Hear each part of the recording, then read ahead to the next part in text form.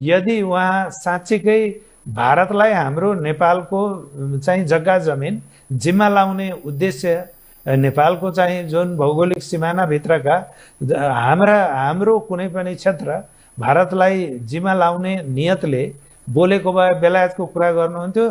त्यो कति ठुलो कुरो छ।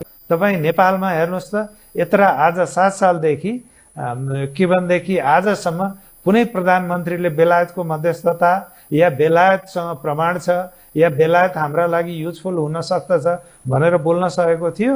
उहाँले किन बोल्नुभयो भने एउटा चाहिँ सरल रूपमा सोझो गरी जुन समस्या देख्नुभयो त्यो समस्याको समाधान त हामी बेलायतीसँग छ, किनभने उनीहरूसँग हामीले सम्झौता गरेको हो, सन्धि गरेको हो र सन्धि गरिएको छ भने उनीहरूलाई थाहा छ मेची नदी भनेको के हो, मेची नदीको चाहिँ ओरिजिन के हो भनेर।